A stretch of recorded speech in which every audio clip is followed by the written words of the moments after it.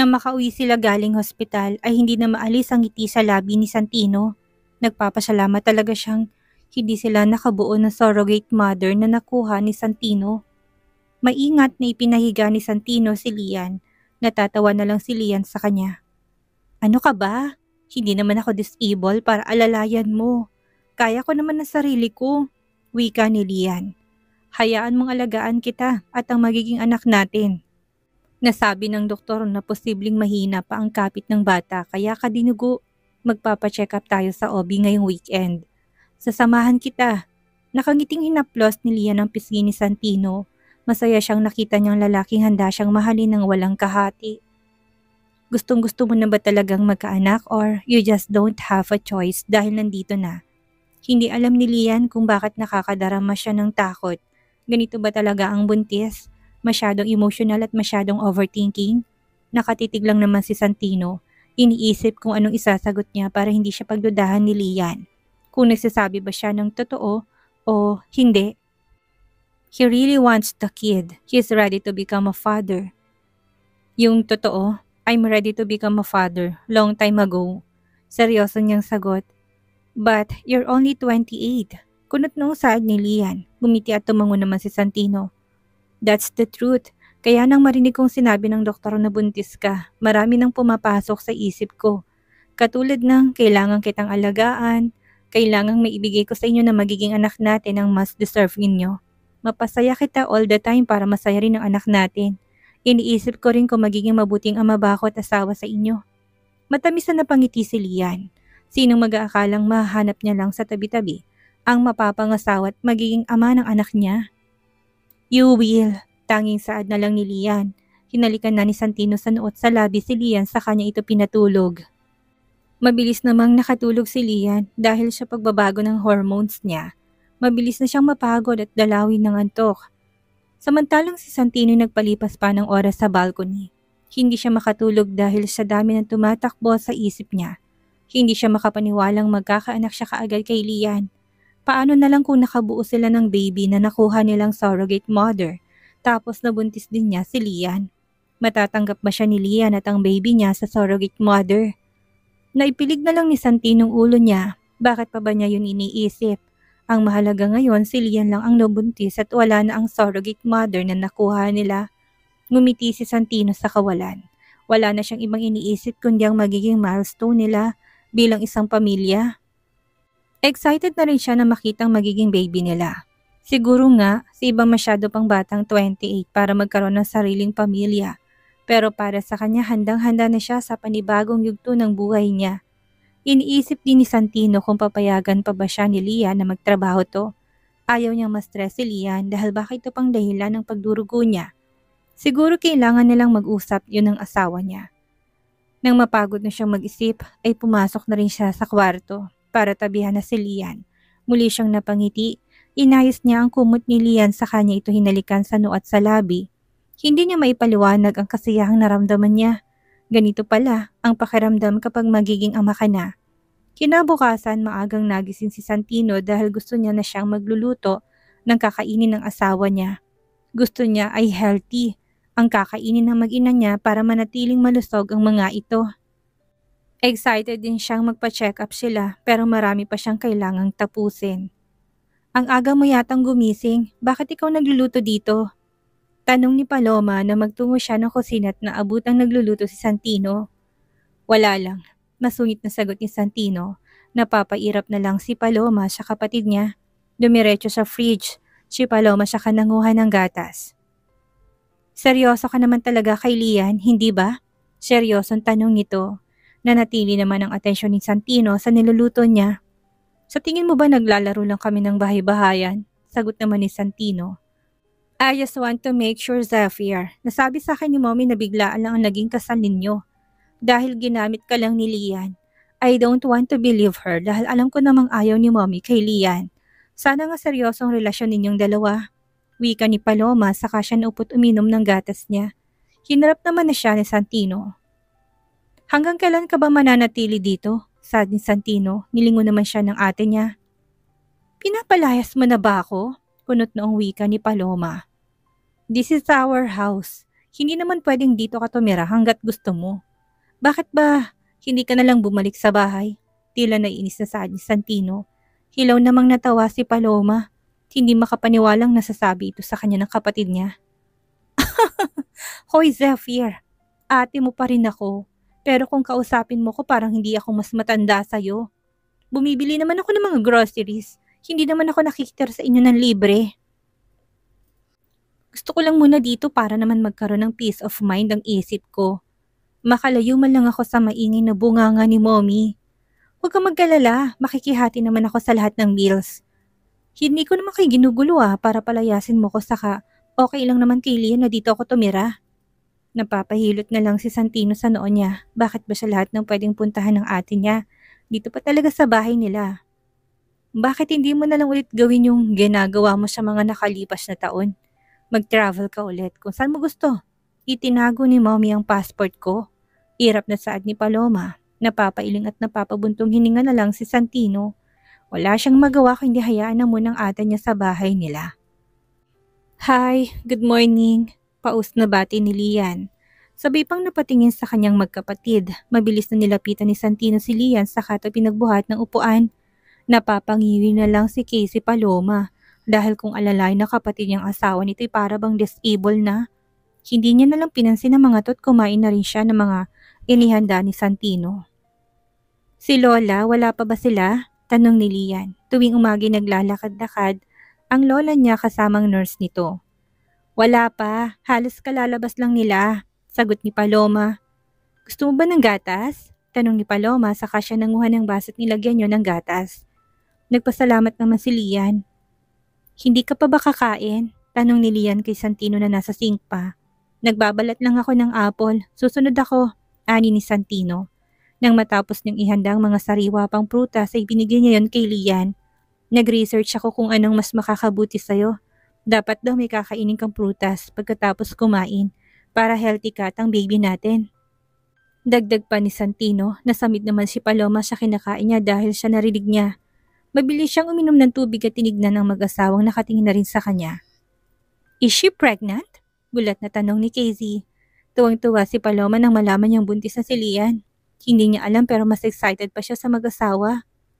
Hindi pa ba siya nakakapagpa-check up? I'm free today. Pwede ko siyang samahan.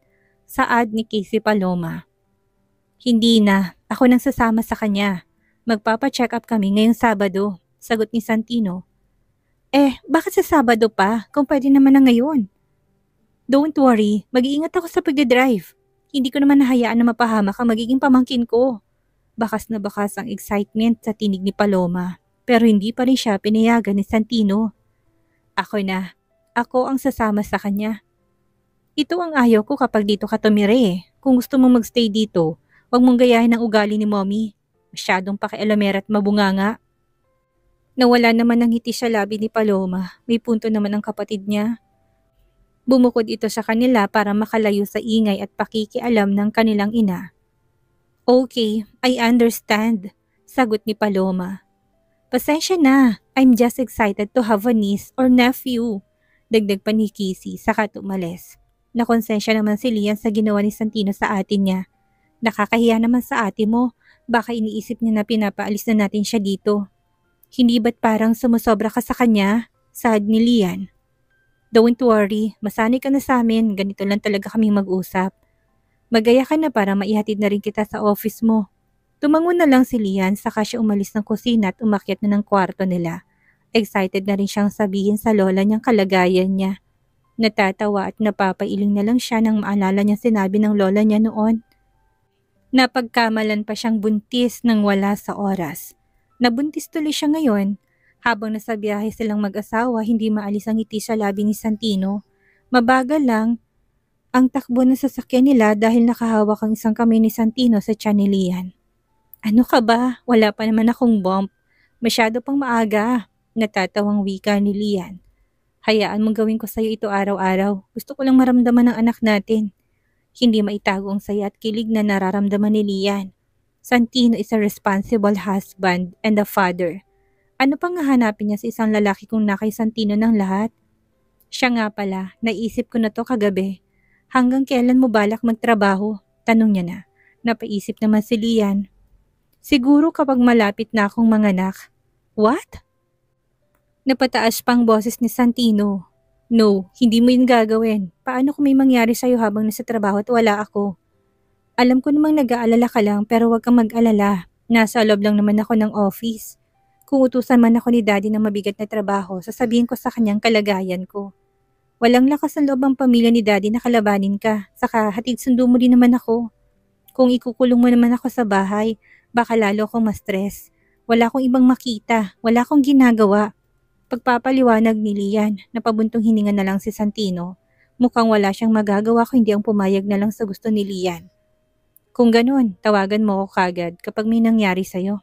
Ngumiti at tumango naman si Lian. I will, sagot ni Lian.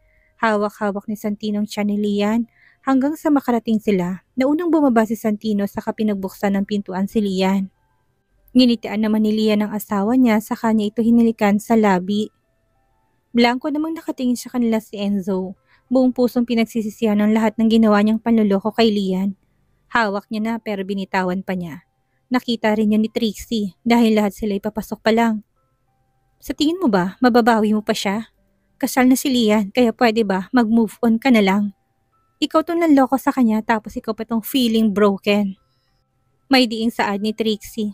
Umalis naman na si Enzo at hindi na pinatulan ang mga sinabi ni Trixie. Huwag mo na akong ihatid. Kaya ko pa naman maglakad. Saad ni Lian nang balak sana siyang ihatid ni Santino sa opisina niya. Tumango na lang si Santino. Tawagan mo ko kagad kapag may kailangan ka. Ngumiti at tumango lang si Lian sa kanya tinalikuran si Santino. Samantala naman pumunta si Paloma sa kumpanya nila. Balak niya nang bumalik dahil nagsawa na rin siyang mag-travel kung saan-saan at bumili ng mga gamit na hindi niya naman nagagamit ng sabay-sabay. Papunta na sana siya ng office ng kanyang ama nang mapansin niya kung sinong pumasok sa office ng kanyang ina. Napakunot siya ng noo. Hindi niya alam kung namamalikmata lang ba siya o kung bumalik na ba talaga siya. Naghintay siya ng ilang minuto sa labas ng office ng kanyang ina. Ayaw niyang gumawa ng iskandalo. Sumandal siya sa pader habang nakahalukip-kip ang mga kamay niya sa dibdib. Napapataas na lang ng kilay si Casey nang lumipas ng kalahating oras. Pero wala pa ring lumalabas sa office ng kanyang ina. Nangali na siya sa pagtayo niya. Umalis na muna siya, samantala namang masayang nag-uusap si Bianca at si Sonia. Ipapahanap kong address niya para mapuntahan mo siya. Kung gusto mo pumunta ka na lang sa office niya, wika ni Sonia. Sinubukan ko na po tita pero hindi ako pinapapasok ng sekretary niya. Nagsalubong ang kilay ni Sonia. Si Justin ba? Tumango naman si Bianca. Hayaan mo, ako nang kakausap sa kanya. Matapos nilang mag-usap ng halos 1 oras ay lumabas na si Bianca. Napapangiti na lang siya dahil gustong-gusto pa rin siya ng ina ni Santino. Ang kapal din naman ng mukha mo, no? Rinig ni Bianca sa isang boses na nagmumula sa likod niya. Nilingon niya ito at nakita niya naman ang seryosong mukha ni Paloma. So, you're already here, ani ni Bianca. Of course, I'm here. This is my family business. Ikaw, what are you doing here? May lakas ka pa talaga ng loob na magpakita sa amin after what you did. Bakas pa rin ang inis sa boses ni Paloma. Kahit kailan talaga, hindi napalapit ang loob niya kay Bianca dahil minsyang nahuli ni Paloma na magkasama si Bianca at ang boyfriend niya. Galit ka pa rin sa akin dahil sa ex-boyfriend mo? Shut up! Angil ni Paloma sa kanya nilapitan si Bianca. Leave my brother alone, Bianca. Masaya na kapatid ko, kaya huwag mo na siyang guluhin. Umiling naman si Bianca. No, I won't give up. Hate me if you want pero hindi ko iiwan ang kapatid mo. I will give my best to win him back so we can be together again and you can do nothing about it. Gumisi naman si Paloma. Kung makapagsalita si Bianca, tila ba sigurado itong mababawi niya nga si Santino? Gawin mo kung magagawa mo. Agawin mo siya kung maaagaw mo. Good luck. Aniya, saka iniwan si Bianca. Habang naglalakad si Lian galing sa financial management, ay tinitingnan niya na ang mga papeles na hawak niya. Napahinto na lang siya sa paglalakad ng may bumangga sa kanya. Blanco niya namang tiningnan si Trixie na namumulang mga mata at masamang nakatingin sa kanya. Amoy ni Lian ng malakas na amoy ng alak mula sa katawan ng kapatid niya. Hindi niya na lang sana ito papansinin at lalampasan na lang si Trixie nang bigla siyang hinila ni Trixie.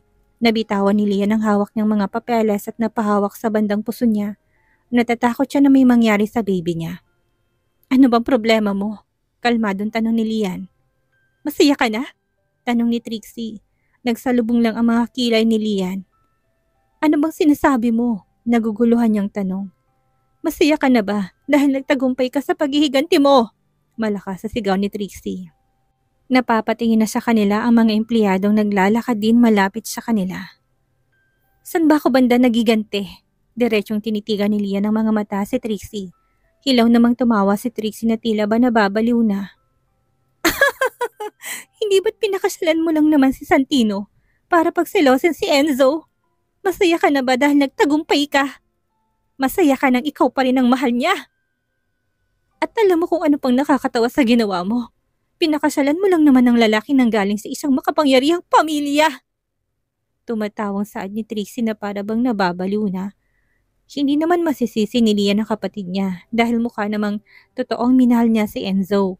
Nanatiling blanco mukha ni Lian dahil ayaw niyang patulan ng mga sinasabi ni Trixie. Baka mauwi sila sa mas matinding away at yun ang ayaw niyang mangyari. Hindi lang siya ang masasaktan dahil dinadala niya na ang baby niya. Ayaw niyang pagsisihan niyang ginawa niyang pagpatol sa galit ni Trixie.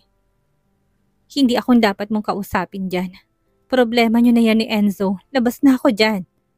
Akma na sanang aalis si Lian pero mas malakas siyang hinila ni Trixie nang muntik pa siyang ma-out of balance. Mabuti na lang at nakontrol pa rin niyang sarili niya. Bakit ba akong sinisisi mo? Kasalanan ko bang pinasok mong relasyon na yan? Kasalanan ko bang pumatol ka sa lalaking alam mo may girlfriend na?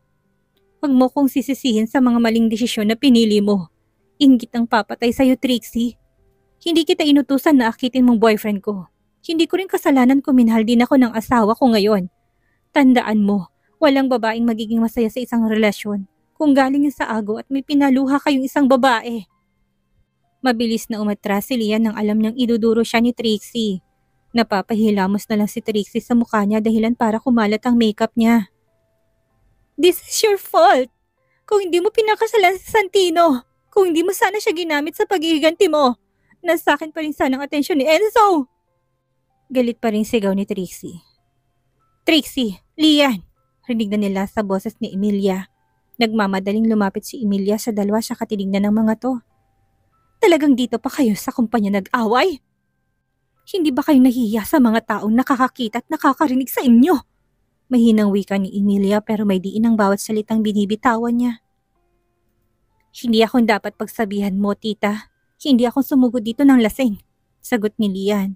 Tinignan ni Emilia ang anak niya and she's disappointed. Umuwi ka na, Trixie. Let's talk later. Maotoridad na utos ni Emilia. Bakit akong pagagalitan mo? I am your daughter, mommy. Sinisira ni Lian ang lahat. Walang sinisira si Lian, Trixie. Sagot ni Emilia na ikinagulat ni Trixie. Bahagya rin nagulat si Lian dahil sa unang pagkakataon siyang kinampihan ngayon ng stepmother niya. Pinili mo si Enzo. You seduced him and stole him from Lian. Taste your own medicine. Umuwi ka na bago mo ipahiyang sarili mo dito. Saad pa ni Emilia. Umiyak na lang si Trixie na tila ba isang bata. Padabugtong umalis. Natahimik lang naman si Lian. Umalis na rin si Emilia nang walang sinabi kay Lian. Nang makita ni Lian si Enzo ay tinawag niya ito. Alam niya nakikinig lang ito kanina pa. Aalis na sana si Enzo pero tumigil siya nang tinawag siya ni Lian. Hobby mo ba talagang sirain ng isang babae? Mahal ka ni Trixie pero iniwan mo lang. And then what? Kapag nakita mong maayos na siya, masaya na ulit, saka mo siya marirealize na mahal mo rin siya? Tapos hahabulin mo na naman. Anong utak ba meron ka? Nainis na saad ni Lian. Nakatitig lang naman si Enzo sa kanya. Kung meron man akong pinagsisisihan, yun na yung niloko kita, Lian. Seryosong sagot ni Enzo. Masaya na ako, Enzo. Kahit na anong gawin mo. Kahit na lumuhod ka and give everything you have, hindi na ako babalik. Binubuo na namin ang magiging pamilya namin, saad ni Lian. Napalunok si Enzo sa kanyang iniwasang paningin niya. Kita mo sa mga mata niyang nasasaktan siya. Do you really love him? Hindi ba at you're just using him to win me back? Hilaw na natawa si Lian. Siguro nga, nung unang ginamit ko lang siya, hindi para balikan mo ko. kung hindi para ma-realize mo kung sinong iniwan mo. Mahal ko na si Santino and he loves me too. Sana tigilan mo na ako. Hayaan mo na ako maging masaya kung talagang mahal mo ko. Aniya pa, sa kanya tinalikuran si Enzo at nagtungo na sa opisina niya. Napapahilamos na lang si Enzo habang buhay niya na lang pagsisisihan ang ginawa niya kay Lian. Samantala naman busy Santino sa ginagawa niya nang ma-receive niyang message ng kanyang ama. Meet our client in 5-star hotel this 2 p.m. I have a lot to do this afternoon. Saad nito sa message niya. Pagsapit ng 2:00 ay umalis na kaagad si Santino sa kumpanya nila at pinuntahan ng client na sinasabi ng kanyang ama. Ipinagtataka niya lang kung bakit kailangan sa isang hotel room pa sila mag-usap. Pagdating niya sa hotel room ay naupo na siya sa sofa. Naghintay pa siya ng ilang minuto bago siya lumingon sa isang kwarto nang marinig niyang bumukas ito. Napatayo si Santino at kunot noong tiningnan si Bianca. What are you doing here? Nagtataka niyang tanong. Ngumiti naman si Bianca sa kanya saka ito mabilis na yumakap kay Santino. Sabi ko na nga ba, hindi mo ko matitiis. I miss you so much. Ani ni Bianca. Mabilis namang inalis ni Santino ang pagkakayakap ni Bianca sa kanya. Hindi ikaw ang pinunta ko dito. Sinasayang mong oras ko, Bianca. Akma na sanang aalis si Santino nang hawakan siya ni Bianca sa braso. Nilingon siya ni Santino. Ginagamit na naman ni Bianca ang pangpaawa niya pero hindi na yun gagana kay Santino. Hindi mo ba ako na-miss? Miss na kita. 2 years mo na akong iniiwasan. I still love you at alam kong ganun ka rin naman sa akin. Nung araw na nahuli kita, kinalimutan na rin kita ng araw na yon. At kahit isang segundo, hindi ako nangulila sa'yo. May diing sagot ni Santino. Bakas pa rin ang galit sa tinig niya. Kung ganun, bakit mo ako pinuntahan dito? Hindi mo naman ako pupuntahan dito kung hindi mo ako na-miss, hindi ba? I know that my mom used my dad's phone number to deceive me. Hindi ikaw ang dahilan kung bakit nagpunta ako dito. You should forget about us, Bianca. Dahil matagal na kitang kinalimutan. Don't talk to me anymore. Lubayan mo na ako. Umiling si Bianca at muling hinawakan sa braso si Santino. No, paano kita makakalimutan? Kung kaya ko, edi sana, nagawa ko na years ago pa. Ngumisi Santino. Akala mo ba talaga hindi ako makakausad? Oo, minahal kita. Pinaramdam ko sa iyong buong pagmamahal ko. Akala ko noon hindi ko kakayanin na wala ka. Pero simula nang mapatunayan kong pagtataksil mo sa akin. Kaya ko naman pala. I'm already happy, so leave me alone. Tuluyan ang iniwan ng Santino si Bianca. Nag-uusap naman sa galit ang ilong ni Santino dahil sa ginawa ng kanyang ina. Alam niyang hindi magagawa ng kanyang ama na lokohin siya. Walang ibang magte-text sa kanya kung hindi ang kanyang ina. Nakita naman ni Paloma si Santino. Tatawagin niya sana ito pero nakita niya si Bianca na lumabas din ng kwarto kung saan niya nakitang lumabas si Santino. That witch! Usal ni Paloma sa kanya tinignan si Santino. How could you do this to your wife?